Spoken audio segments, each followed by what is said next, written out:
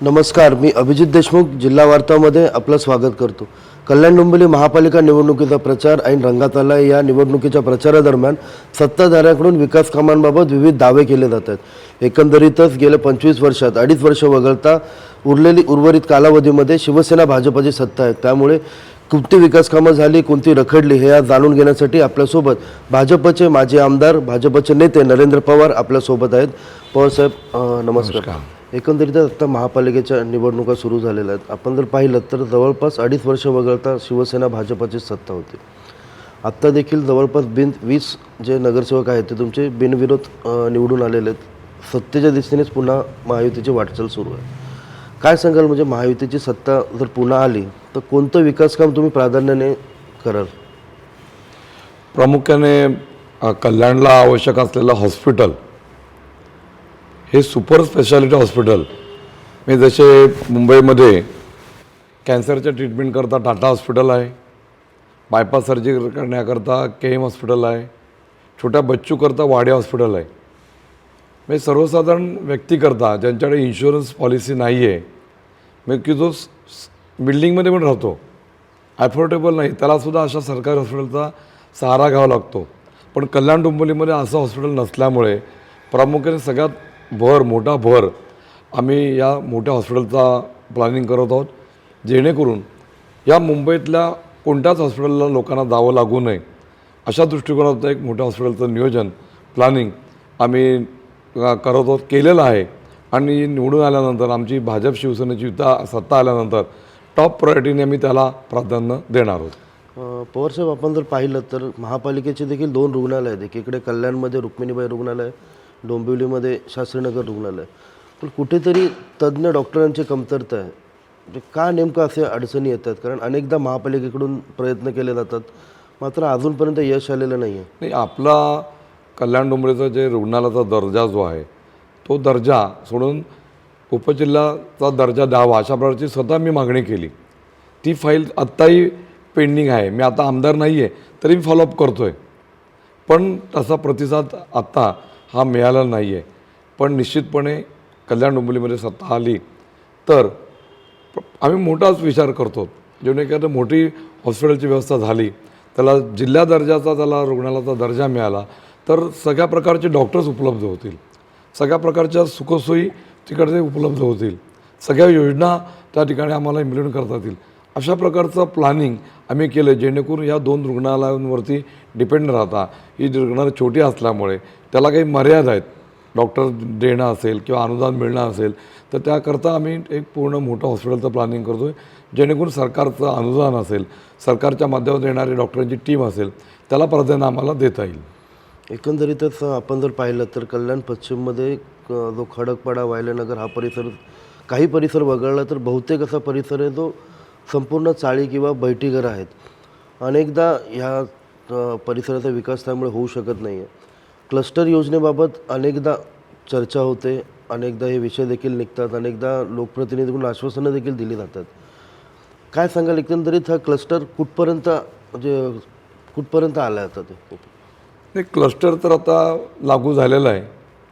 फक्त काय होतं की जुन्या इमारती ज्या आहेत, प्रत्येका सोसायटीतले काही ना काही इश्यूज आहेत, कन्व्हिन्स झालेले नाही आहेत. अजूनही त्या ठिकाणी सातबारावरती जुन्या शेतकऱ्यांचेच नावं लागलेली आहेत किंवा अजूनही बिल्डरचीच नावं लागलेली आहेत, कन्व्हिन्स झालेले नाही आहेत. कोर्टामध्ये काही सोसायटीचे मॅटर्स आहेत, सोसायटीचे अंतर्गत काही वाद असतात. त्याच्यात थोडंसं या विषयामध्ये आम्ही अवेअरनेस क्रिएट करतो. जुन्या इमारती आहेत किंवा चाळीचा जो एरिया आहे, या एरियांना आम्ही जास्त फोकस करतो. आणि स्वतः मी कल्याण डोंबिवलीमध्ये माझ्या प्रभागामध्ये, म्हणजे माझी बायको ज्या प्रभागात उभी आहे त्या भागामध्ये काळा तलाव, दुर्गानगर, सुभाषनगर हा असा चाळींचा एरिया आहे. या चाळींच्या एरियामध्ये आम्ही सगळ्या नागरिकांना आवाहन करतो की तुम्ही क्लस्टरला प्राधान्य द्या. आज कित्येक वर्ष या चाळींमध्ये राहत असल्यामुळे गटारीची व्यवस्था, पाण्याची व्यवस्था, लाईटची व्यवस्था, रस्त्याची व्यवस्था याच्यावरतीच सगळ्यांचा फोकस होतो आहे. पण आम्ही म्हटलं तर त्याच्यावरती तुम्ही जा. तुम्ही जर काय क्लस्टर डेव्हलप झाली, तुम्ही इमारतीमध्ये तुम्हाला तुमचं घर मिळेल. आणि प्रत्येकाचं स्वप्न हे आहे की आम्हाला आमचं स्वतःचं हक्काचं घर मिळालं पाहिजे. आणि ते स्वप्न 100% पूर्ण आम्ही या क्लस्टरच्या माध्यमातून करू शकतो. परवा आमच्या भाजप शिवसेना युतीच्या कार्यकर्त्यांची बैठक झाली. त्या बैठकीमध्ये मंगेश गायकर आमच्या भारतीय जनता पार्टीचे नेता आहेत. ते 3 टर्मचे नगरसेवक होते. त्यांनी विधानसभेची निवडणूक देखील लढवलेली होती आणि ते बांधकाम व्यावसायिक आहेत. तर त्यांचा या विषयातला खूप चांगला अभ्यास आहे. मी ज्यावेळेला क्लस्टर योजनेबद्दल विधानसभेमध्ये विषय घेतला होता त्यावेळेला इत्थंभूत माहिती भाषण करण्याकरता मंगेश गायकरांनी मला त्यावेळेला सहकार्य केलं होतं. त्या कशा प्रकारची डेव्हलप होऊ शकते, त्यातले रूल्स काय असले पाहिजे, नियम काय असले पाहिजेत, जेणेकरून लोकांना सोप्या रीतीने आपलं हक्काचं घर, जेवढी जागा आहे, काही लोकांनी डबल रूम घातलेत, डबल बांधलेले आहेत, तेवढं डबलची अपेक्षा लोकांची असते. कोणी बाजूचं रूम घेतलेलं आहे, वाढीवचं क्षेत्र घेतलेलं आहे, त्यामुळे त्या वाढीवची अपेक्षा असते. त्या सगळ्या गोष्टी आता या क्लस्टर डेव्हलपमेंटमधून उपलब्ध होणार आहेत. कालच आमचे TDC बँकेचे व्हाईस चेअरमन अरुण पाटील आले होते. त्यांनी देखील आमच्यावर विविध ठिकाणी बैठका घेतल्या. कारण या सगळ्या प्रोजेक्ट करता TDC बँक असेल, मुंबई बँक असेल, या सगळ्या बँका त्यांना फायनान्स करू शकतात आणि ती सगळी व्यवस्था आम्ही त्याच्याकरता उपलब्ध करू शकतो. तसेच आज मुख्यमंत्र्यांनी स्वतः पुढाकार घेतला आणि प्रवीण दरेकरांसारखा एक चांगला नेता त्यांनी या सगळ्या योजनांकरता एक कॅबिनेट दर्जाचा त्यांना दर्जा दिला आहे. तांत्रिक अडचणी क्लस्टर होता, तुम्ही बोललात की कन्व्हिन्स्ड आहे, 7/12वर नावं नाही आहेत, असे तांत्रिक अडचणी सोडवण्याकरता काही शिबिरांचं वगैरे असं काही नियोजन करता येत का? बिलकुल करता येईल. ह्याच्या आधीसुद्धा आम्ही काही सोसायट्यांचं शिबिरं घेतलेली आहेत, त्यांची कन्व्हिन्स्ड झालेली आहेत आणि बऱ्याच सोसायट्यांच्या या गोष्टीमुळे सेल्फ डेव्हलपकडे किंवा रिडेव्हलपकडे लोक जायला लागलेले आहेत. तर आमचा प्रयत्न असा आहे की सेल्फ डेव्हलप करावी, क्लस्टरच्या माध्यमातून करावी आणि या सगळ्या गोष्टीचा फायदा सेल्फ डेव्हलपमेंटमध्ये समजा केली तर लोकांना फायदा जास्त आहे. समजा एखादा बिल्डरने एखादा प्रोजेक्ट डेव्हलप करायला घेतला, इवन क्लस्टरचा घेतला, एखादी बिल्डिंग डेव्हलप करायला घेतली, रिडेव्हलप करायला घेतली, तरी देखील तो बिल्डरला फायदा होतो. बिल्डरला फायदा भेटण्यापेक्षा सोसायटीला प्रत्येक मेंबरला जर का ती सेल्फ डेव्हलप केली आणि सेल्फ डेव्हलप करता आम्ही सगळे मोटिवेट करतो. प्रवीण दरेकरांसारखा एक चांगला कॅबिनेट दर्जाचा माणूस आज मुख्यमंत्री देवेंद्रजी फडणवीस साहेबांनी दिलेला आहे. बँकेतनं आर्थिक सहाय्य कल्याण जनता सहकारी बँक आहे, ठाणे जनता सहकारी बँक आहे, डोंबिवली नागरी सहकारी बँक आहे, ठाणे डिस्ट्रिक्ट कोऑपरेटिव्ह बँक, या सगळ्या बँका अशा प्रोजेक्टला फायनान्स करण्याकरता तयार आहेत. म्हणून मंगेश गायकर आणि आम्ही ठरवलं की कल्याण डोंबिवलीतल्या अशा 4 सदृश एरिया जो आहे त्या ठिकाणी क्लस्टरची योजना अत्यंत प्रभावीपणे राबवण्याकरता आम्ही सगळेजण प्रयत्न करणार आहोत. एकंदरीत आपण पाहिलं की गेल्या काही वर्षांमध्ये कल्याणमध्ये लोकसंख्या झपाट्याने वाढते, मोठमोठे विकास प्रकल्प, गृहसंकुलं येतात. त्या प्रमाणात पाण्याचा देखील मोठा प्रश्न भविष्यात कल्याण डोंबिवलीसमोर उभा राहू शकतो. आधीच आहे त्या लोकसंख्येला पाणी पुरवठा कमी होतो आहे, अनेक ठिकाणी पाणी टंचाई आजही जाणवते. या पाण्याचं नियोजन करण्यासाठी धरणाचं देखील प्रस्तावित आहेत. आपण विधानसभेत प्रश्न देखील उपस्थित केला होता. कुठपर्यंत आलं आहे धरणाचं, म्हणजे त्याच्यात काय आणखी डेव्हलपमेंट असेल पुढे? आता ह्याच्यामध्ये काय झालं की प्रत्येक नगरपालिकाचे महानगरपालिकांचे डॅम आता आहेत आरक्षित, तिथून पाण्याचा त्यांना कोटा उपलब्ध होतो. त्या पाण्याच्या समस्या त्यांना नाही भेडसावत. आज दुर्दैवाने कल्याण डोंबिवलीचा आपला कुठलाही आरक्षित डॅम नाही आहे. खरं तर भिलारकरता प्रयत्न केला, काळू नदीच्यावरच्या डॅमच्यासाठी प्रयत्न केलेला आहे आणि आता स्वतः कथोरे साहेबांनी पुढाकार घेऊन हा सगळा प्रश्न मार्गी लावण्याकरता त्यांनी खूप आम्हाला सहकार्य केलेलं आहे. आज जरी ते बदलापूर मुरबाडचे आमदार असले तरी देखील कल्याण डोंबिवलीच्या या पाणी प्रश्नाकरता ते स्वतः जातीने लक्ष देत आहेत आणि मला खात्री आहे की त्यांच्या या प्रयत्नाला 100% यश येईल आणि आमचं कल्याण डोंबिवलीचं हक्काचं एक धरण होईल, जेणेकरून पुढच्या 50-60 वर्षामध्ये आम्हाला पाण्याची समस्याच राहणार नाही आहे.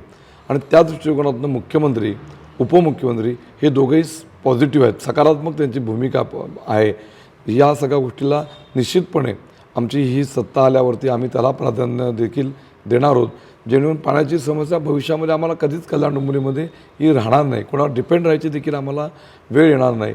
अशा दृष्टिकोनातून आदरणीय किसनजी कथोरे साहेब यांच्या प्रयत्नांना 100% यश येईल अशी मला खात्री आहे. महापालिका क्षेत्रामध्ये अनेक विकास कामं सुरू आहेत. याच अंतर्गत घनकचऱ्याचे देखील अनेक प्रकल्प देखील सध्या सुरू आहेत. मात्र आपण जर पाहिलं तर कल्याणच्या प्रवेशद्वारावरच कचऱ्याचा तो भला मोठा डोंगर आहे आदरवाडीला. त्यानंतर अनेक ठिकाणी घनकचरा प्रकल्प आहेत, त्या ठिकाणी नियोजन नसल्यामुळे अनेकदा अडचणी येतात. शहरात देखील जो ठेकेदार आपण नेमला आहे त्यामुळे अनेकदा कचरा उचलला जात नाही, जागोजागी कचऱ्याचं साम्राज्य आहे. म्हणजे आपण कॉन्ट्रॅक्ट देऊन पण किंवा महापालिकेचं नियोजनाचा कुठेतरी अभाव दिसतो एकंदरीत शहर स्वच्छतेबाबत. तर तुमची काय भूमिका असेल त्याबाबत? नाही, ज्या कंपनीला कॉन्ट्रॅक्ट मिळालेला आहे ती कंपनी खरं तर चांगली कंपनी आहे, पण त्यांच्यावरती कंट्रोल हा महानगरपालिकेचा नाही, ही गोष्ट खरी आहे. आणि आता दुर्दैवाने महानगरपालिकेची बॉडी पण आता फॉर्म होते, नगरसेवक निवडून येतील, महापौर होतील, उपमहापौर होतील, स्टँडिंग कमिटी फॉर्म होईल.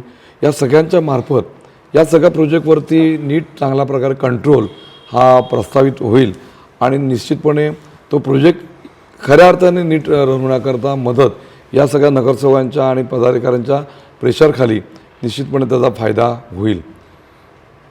तुम्ही म्हणाल की आठवड्याचा डम्पिंग ग्राउंड, हा डम्पिंग ग्राउंड बंद झाला, आता तिथे कचरा टाकत नाही आहे, पण आता तो कचरा काढून हा शिफ्ट करतायत, जेणेकरून तिथे ती लेवल एक मेंटेन होईल, तिथे गार्डन एखादा चांगला प्रोजेक्ट तिथे होणार आहे. त्याकरता महापालिकेकडनं एकंदरीत किती कालावधी लागेल? कारण आपण बऱ्याच वर्षांपासून हे सगळं ऐकतोय, तर किती कालावधी लागेल असं? आता जो हा 30-35 वर्षाचा कचरा आहे, हा 30-35 वर्षाचा कचरा इथून हटवण्याकरता थोडी जरा गती घ्यावी लागेल, वाहनांची व्यवस्था वाढवावी लागेल, पैशाची तरतूद देखील या विषयाकरता विशेष करून राज्य शासनाकडे याबाबत पाठपुरावा सुरू आहे. आणि निश्चितपणे मी आमदार असताना या सगळ्या प्रोजेक्टकरता जो 100 कोटीपेक्षा जास्त निधी उपलब्ध झाला होता, तर त्यातनं आपला एक प्रोजेक्ट सुरू झालेला आहे या प्रक्रिया करण्याच्या संदर्भातला. आणि आज कल्याणचा हातवडीचा डम्पिंग कचरा जो पडायचा तो बंद झालेला आहे. उंबाडामध्ये प्रोजेक्ट सुरू आहे, पण प्रोजेक्ट प्रॉपर सुरू नसल्यामुळे तिथेसुद्धा छोटंसं एक डम्पिंग ग्राउंड झालेलं, लोकांना दुर्गंधीला सामोरं जावं लागतं आहे. त्यामुळे निश्चितपणे एकदा नगरसेवक निवडणूक झाली, नगरसेवक निवडून आले, महापौर उपमहापौर पोस्ट बसले की त्या सगळ्याच्या मागे प्रामुख्याने मोठ्या प्रमाणात पाठपुरावा होईल आणि ते प्रोजेक्ट खऱ्या अर्थाने रन होईल अशी खात्री आम्हाला सगळ्यांना आहे. प्लस कचरा जो जागोजागी आपल्याला बघायला मिळतो त्या दृष्टिकोनातून आम्ही नियोजन केलं. भारतीय जनता पार्टी खास करून मी स्वतः व्यक्तिगतरित्या त्याच्यावरती थोडा अभ्यास केला किंवा माहिती घेतलेली आहे. बेळगावमध्ये अशा प्रकारच्या कचरा कुंड्या केल्यात की ज्या जमिनीच्या खाली कचरा कुंड्या आहेत. त्याचप्रकारे नागपूरमध्ये चंद्रशेखर बावनकुळे साहेब यांच्या मतदारसंघामध्ये अशा जमिनीखालच्या कचरा कुंड्यांचं काम चालू आहे. मी स्वतः त्या ठिकाणी व्हिजिट केली, मी बघितलं आणि त्याचा सगळ्या त्या कंपन्यांशी कॉन्टॅक्ट केला आणि 2 आता प्रायोगिक तत्त्वावरती कल्याणमध्ये आम्ही त्या CSR फंडातनं, महानगरपालिकेच्या फंडातनं नाही, CSR फंडामधून किंवा काही स्पॉन्सरशिपमधून काही आर्थिक संस्था आहेत, म्हणजे बँका आहेत, काही शाळा आहेत, काही कॉलेजेस आहेत, सेंच्युरियन कंपनी आहे, अशा या सगळ्या लोकांच्या CSR फंडामधून कल्याण डोंबिवलीतला आम्ही अशा कुंड्या करणार. त्याच्या प्रायोगिक तत्त्वावरती आयुक्तांनी मंजुरी दिलेली आम्हाला. कल्याणमध्ये आदरवाडीला जे अन्नछत्र आहे त्याच्या बाहेर बघितलं तर आपण असा कचरा सगळीकडे पडलेला असतो अस्ताव्यस्त, असं बऱ्याच ठिकाणी आपल्याला बघायला मिळतो. त्या कचरा कुंड्या बंद झाल्या आहेत, पण लोक रस्त्यावरती टाकतात. ती कचरा कुंडी जमिनीच्या खालची कचरा कुंडी असेल, जेणेकरून जमिनीच्या वरती कचऱ्याचा एक तुकडासुद्धा दिसणार नाही. आणि कचरा कुंडी ती भरली की त्याचा सेन्सॉर बीप होईल आणि वॉर्ड ऑफिसर आणि नगरसेवक आणि त्या प्लेसरला गाडी जी कचरा उचलणारी आहे त्यांच्याकडे मेसेज ती कचरा तिकडे उचलून घेऊन जातील, जेणेकरून कचरा कुंडी तुम्हाला अशी कुठेही बाहेर रस्त्यावरती कचरा साठलेला आहे हे भविष्यात दिसणार नाही. अशा प्रकारचं नियोजन आम्ही आता कुठे प्रायोगिक तत्त्वावर सुरू आहे प्रकल्प? नाही, आता परवानगी आम्हाला ती त्या संस्थेला त्यांनी दिलेली आहे.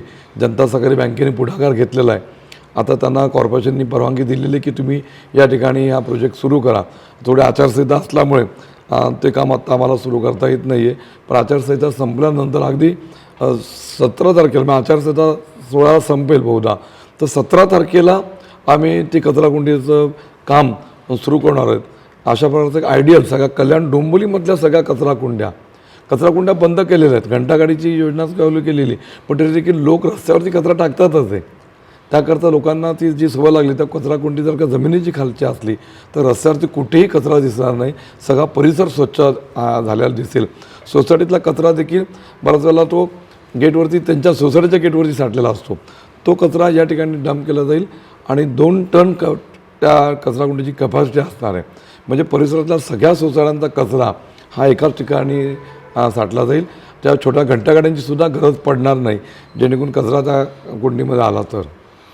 आपण जर पाहिलं की शहरामध्ये सध्या मेट्रोचं काम सुरू आहे, ते स्टेशन परिसरात या कामामुळे प्रचंड अशी वाहतूक कोंडी पाहायला मिळते. एकंदरीत नियोजनहीन काम सुरू असल्याचा अनेकदा आरोप देखील होतो आहे. आणि मुळात मेट्रो 5चा नेमका मार्ग कोणता आहे, ती कशी येणार, याबाबत अद्यापही संभ्रम आहे. काय सांगाल एकंदरीत? म्हणजे जवळपास 7 ते 8 वर्षापासून कल्याणकर ऐकतोय फक्त की मेट्रो येणार आहे, मात्र प्रत्यक्षात कधी ती मूर्तरूप घेईल?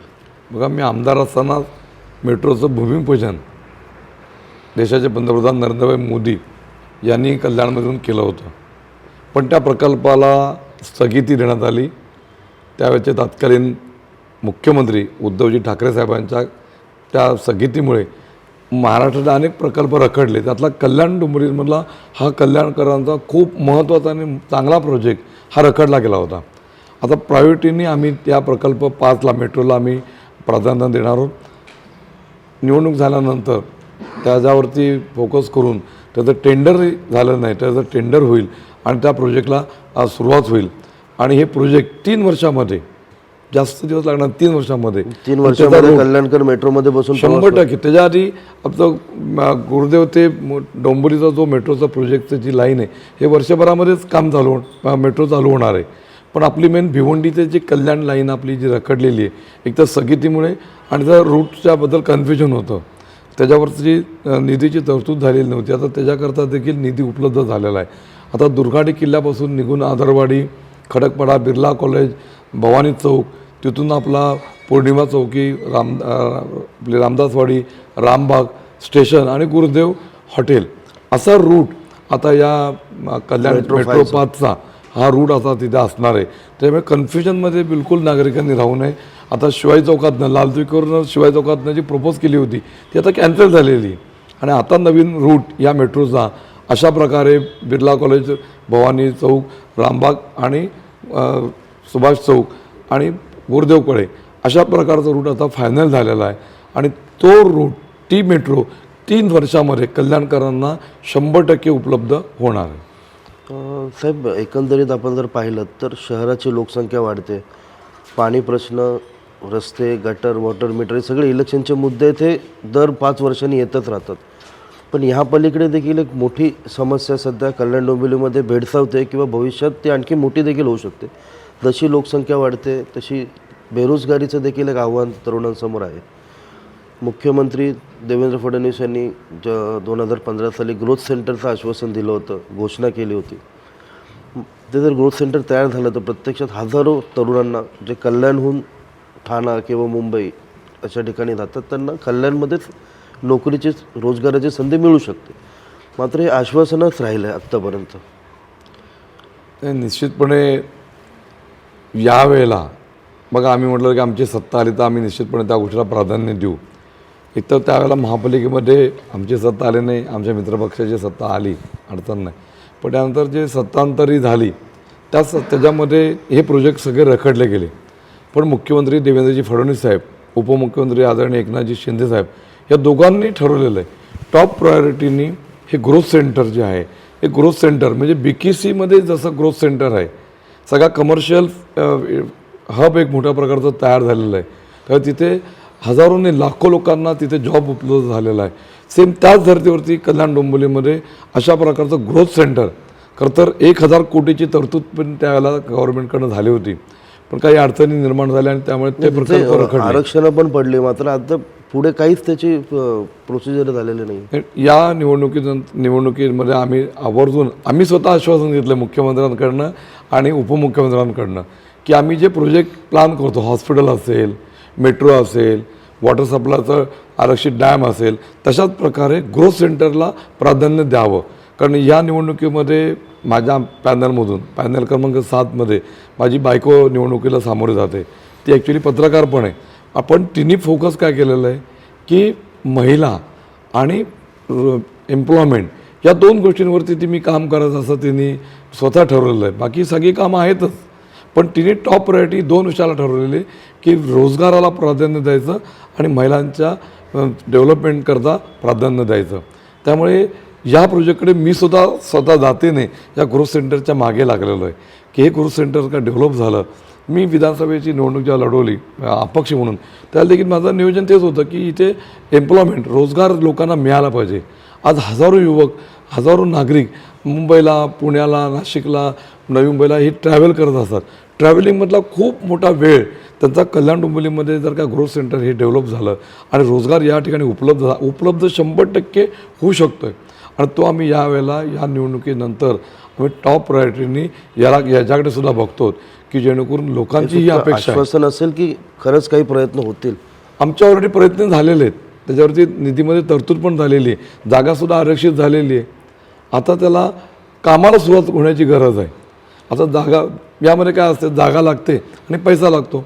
आता पैशाची कमी काहीच नाही आहे, कारण केंद्रामध्ये राज्यामध्ये आमची सत्ता आहे.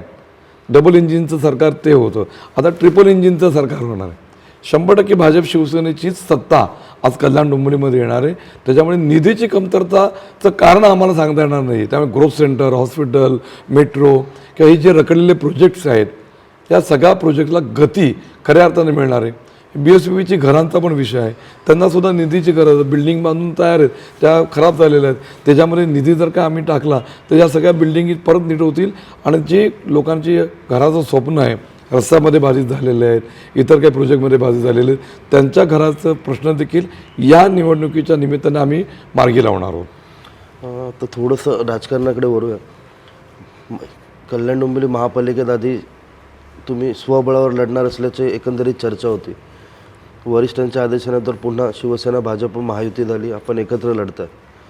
त्यामुळे अनेक ठिकाणी बंडखोरी झाली आहे. जे इच्छुक होते त्यांनी अनेक प्रभागांमध्ये बंडखोरी झाली आहे. अनेक प्रभागांमध्ये भाजपचे इतर पक्षात गेलेत किंवा शिवसेनेच्या इतर पक्षात जाऊन पुन्हा महायुतीसमोर त्यांनी आव्हान उभं केलं.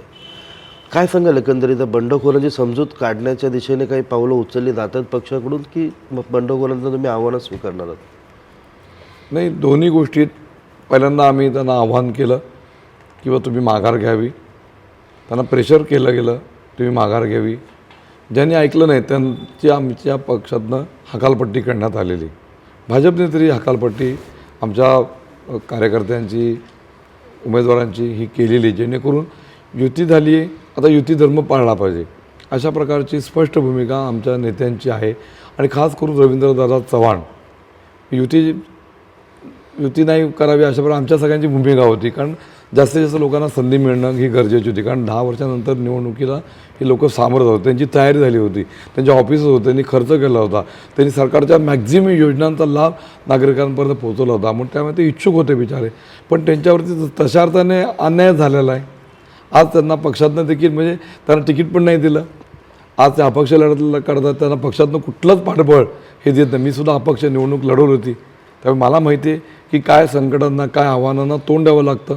मी देखील आमदार होतो, आमदार असताना कामं केली होती, त्यामुळे मला खात्री होती की मी अपक्ष निवडणूक लढलो तर जिंकून येईल. आणि त्यावेळेला जी आव्हानं मला आली ती सेम आव्हानं आज माझ्या भाजपच्या कार्यकर्त्यांना सामोरं जावं लागत आहे. आज त्यांना या गोष्टीचा मोठा दुःख या गोष्टीचं आहे की आज त्यांच्या पक्षातनं काढून टाकण्यात आलेलं आहे, त्यांच्यासोबत असलेल्या कार्यकर्त्यांना पक्षानं काढून टाकण्यात आलेलं आहे. या सगळ्यात मोठं वाईट त्यांना त्या गोष्टीचं वाटतं आहे.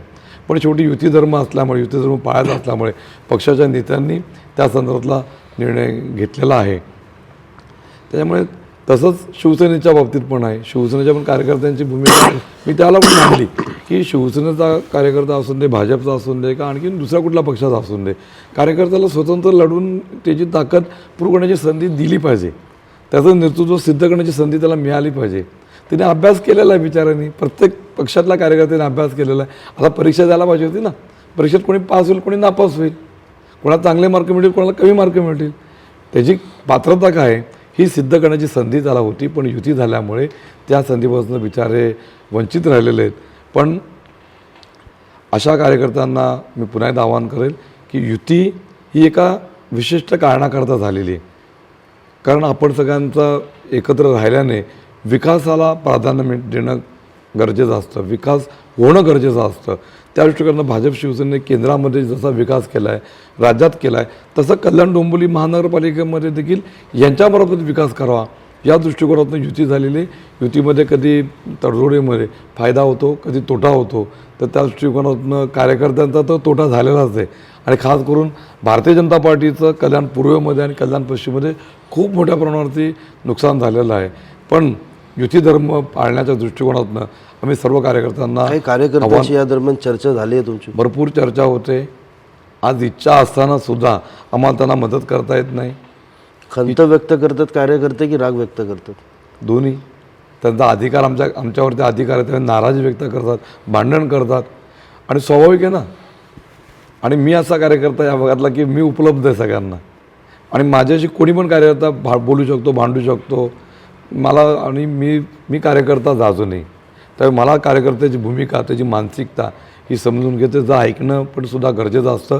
त्याला काही देऊ शकत नाही, किमान आपण त्याचं ऐकून घेऊन त्याला समाधान तर त्याचं केलं पाहिजे, त्याची भडास तर काढून निघाली पाहिजे. त्याला मी सगळ्यांना भेटलो.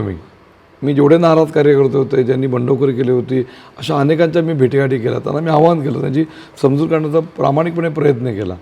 पण शेवटी सगळेजण ऐकतात असं होत नाही. इतर पक्षात गेलं तर आमची ती पण अडचण झाली की आज आमच्या पक्षातला इतके वर्ष काम केलेला कार्यकर्ता आज कुठे उबाटामध्ये गेला, कुठे राष्ट्रवादीमध्ये गेला, कुठे मनसेमध्ये गेला. आज भारतीय जनता पार्टीची जी ताकद होती, म्हणजे मी स्वतः अपक्ष निवडणूक लढवण्याची तयारी यावेळेला मी स्वतः केली होती आणि मी म्हणलो किंवा लोकांची भावना होती की मी जिंकेल म्हणून. पण शेवटी मी सुद्धा युती धर्म यावेळेला पाळण्याच्या दृष्टिकोनातून मला भाजप शिवसेनेच्या लोकांनी सांगितलं, मी माघार घेतली. त्यामुळे आज आमच्या पक्षाच्या कार्यकर्त्यांचा समजून काढण्याचा आम्ही प्रामाणिकपणे प्रयत्न केलेला आहे. आजही कार्यकर्त्यांना आम्ही आवाहन करतो, आजही, की तुम्ही अपक्ष लढल्यात, आजही तुम्ही माघार घ्या, आजही तुम्ही युतीच्या बाजूने या, जेणेकरून भविष्यामध्ये तुम्हाला काहीतरी चांगला विचार करता येईल. तुम्ही जर का बंडखोरी केली, पक्षाच्या विरोधात गेला, युतीच्या विरोधात गेला, तर आपल्या करिअरमध्ये आपल्याला अडचणी निर्माण होतात. तर त्या अडचणींपासून दूर राहावं. कारण मी स्वतः त्यामधून गेलेलो आहे. मला सुद्धा त्रास या सगळ्या गोष्टींचा, मलाच नाही माझ्याबरोबरच्या सगळ्या कार्यकर्त्यांना या गोष्टींचा त्रास झालेला आहे, अजून होत पण आहे. पण त्रास तो कार्यकर्त्यांना, त्या आमच्या नेत्यांना होऊ नये अशा प्रकारची प्रामाणिक इच्छा ही माझी स्वतःची आहे. पवार साहेब, एकीकडे कार्यकर्त्यांची नाराजी आहे, तर दुसरीकडे आपण जर पाहिलं तर दोन ठाकरे बंधू एकत्र आलेत, म्हणजे उबाटा आणि मनसेची युती आहे. कल्याण डोंबिवली महापालिका, मुंबई ठाणे महापालिका, सर्व म्हणजे महापालिका आहेत MMR रिजनमधल्या सर्व महापालिकांमध्ये ते एकत्र निवडणुका लढवतात. काय वाटतं तुम्हाला, डॅमेज फॅक्टर ठरेल ठाकरे बंधू तुमच्यासाठी? नाही, बिलकुल ठरणार नाही. कारण त्यांनी मेन काय झालं आहे की उबाटाने त्यांची वैचारिक, त्यांची जी बांधिलकी होती, त्यांचे जे विचार होते, टोटली त्यांनी ते बदललेले आहेत. आधी शिवसेना ही हिंदुत्वाच्या करता होती, मराठी माणसाकरता होती. आता ही तत्त्व कुठे आहेत त्यांच्यामध्ये? नाही आहेत. त्यामुळे उबाटावरती नागरिकांची, मतदारांची 100% नाराजी आहे. सेम मनसेची विचारधारा बघा ना, प्रत्येक वेळेला बदलत गेलेली. कधी काँग्रेसच्या बाजूने विचारधारा राहिली, कधी भाजपच्या बाजूने विचारधारा राहिली, कधी उत्तर भारतीयांच्या विरोधात राहिली, तर कधी मुसलमानांच्या बाजूने राहिली. म्हणजे धरसोड वृत्ती जी आहे विचारधाराच्या संदर्भातली, त्याचा फटका मेन शिवसेना, उबाटाला आणि मनसेला पडणार आहे. त्यामुळे त्यांच्याबद्दल नागरिकांमध्ये, मतदारांमध्ये बिलकुल पॉझिटिव्हिटी नाही आहे. ते एकत्र आल्यामुळे कोणत्याही प्रकारचा नुकसान हा भाजपला, शिवसेनेला होणार नाही आहे. आणि भाजप शिवसेना ही आमची इंटॅक्ट आहे. आज ठीक आहे, काही ठिकाणी बंडखोरी झालेल्या आहेत, पण तरी देखील युती म्हणून आज आम्ही ज्या उमेदवारांना ताकद देतो, ज्या प्रकारचे सहकार्य, ज्या प्रकारची सभा, काल परवाच्या दिवशी देवेंद्रजींची सभा झाली, आज कल्याणमध्ये आदरणीय एकनाथजी शिंदेसाहेबांची सभा आहे. आणि या सभेमधून जो मेसेज सर्व मतदारांना जातो, आमचं व्हिजन, आम्ही आमचे नेत्यांच्या, शिंदेसाहेब असेल किंवा फडणवीस साहेब असेल, यांनी प्रत्येक ठिकाणी व्हिजन मांडलेली. आम्ही डेव्हलपमेंट कशी करणार, आम्ही विकास कसा करणार, याच्यावरती त्यांनी फोकस केलेलं आहे. आणि लोकांना त्याच्यामध्ये इंटरेस्ट जास्त आहे.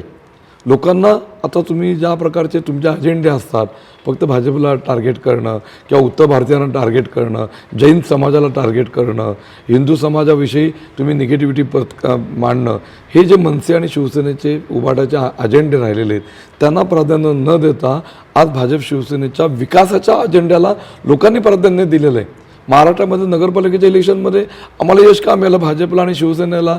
भले आम्ही स्वतंत्र लढलो, पण सर्वात जास्त भाजप आणि शिवसेनेचेच नगरसेवक, नगराध्यक्ष निवडून आले ना. का आले? तर विकासाची स्पष्ट भूमिका आदरणीय एकनाथजी शिंदेसाहेब असतील, आदरणीय मुख्यमंत्री देवेंद्रजी फडणवीस साहेब असतील, यांनी मांडल्यामुळे लोकांनी चांगला प्रतिसाद, चांगला पाठिंबा हा भाजप शिवसेनेला महाराष्ट्रामध्ये दिलेला आहे. आणि तो पाठिंबा कल्याण डोंबिवलीमध्ये देखील मिळेल. आणि त्यामुळे राजसाहेब आणि उद्धवजींच्या युतीमुळे कोणत्याही प्रकारचा नुकसान आम्हाला होणार नाही. धन्यवाद नरेंद्रजी. आपण आता पाहिलं की भाजपचे नेते, माजी आमदार नरेंद्र पवार यांनी नागरिकांना भेडसावणाऱ्या प्रत्येक समस्येबाबत या मुलाखतीत उत्तरे दिलेली आहेत. ही मुलाखत आपल्याला कशी वाटली याबाबत जिल्हा वार्ताच्या पेजेसला कमेंट करा. जिल्हा वार्ता फॉलो करा.